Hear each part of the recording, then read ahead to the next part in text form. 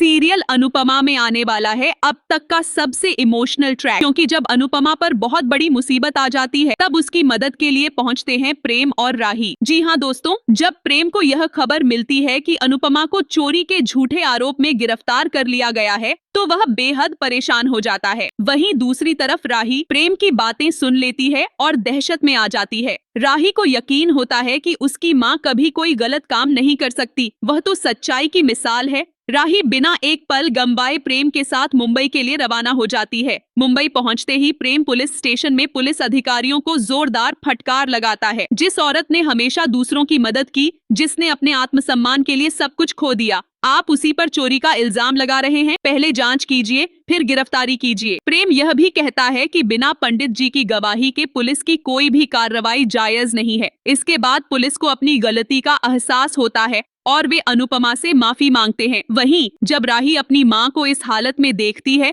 तो उसकी आंखें भर आती हैं। राही अनुपमा से लिपट कर कहती है, मम्मी मुझे माफ कर दो। मैं हमेशा सोचती थी आप मुझे छोड़कर चली गई, पर आपने तो हमेशा मेरी हिफाजत की। इस भावुक मिलन के बीच अब पंडित जी का बेटा भी डर जाता है। उसे लगता है कि अगर अनुपमा ने उसका असली चेहरा सबके सामने ला दिया तो वह अपनी सारी प्रॉपर्टी खो देगा। वह अनुपमा के सामने झूठी माफी मांगता है और कहता है, प्लीज मुझे और मेरे पापा को अकेला छोड़ दो, मैं अब उनका ख्याल रखूंगा। लेकिन अनुपमा जानती है कि पंडित जी का बेटा एक धोखेबाज और लालची इंसान है। वह पंडित जी को इस हालत में अकेला नहीं छोड़ सकती। अब राही भी अपनी माँ के इस फैसले में उसका पूरा साथ देती है। वह कहती है, मम्मी आपने हमेशा सबका साथ दिया है, अब मैं आपका साथ दूंगी। इस तरह प्रेम, राही और अनुपमा तीनों मिलकर पंडित जी के सम्मान और विरासत की रक्षा के लिए खड़े हो जाते हैं। क्या अब अनुपमा और राही का रिश्ता फिर से जुड़ पाएगा? क्या गुरुजी को उनका हक दिला पाएंगी ये माँ बेटी? देखना न भूलिए अनुपमा, जहाँ एक माँ की सच्चाई, एक बेटी का विश्वास और एक दोस्त की हिम्मत मिलकर एक नई कहानी रचने वाले हैं।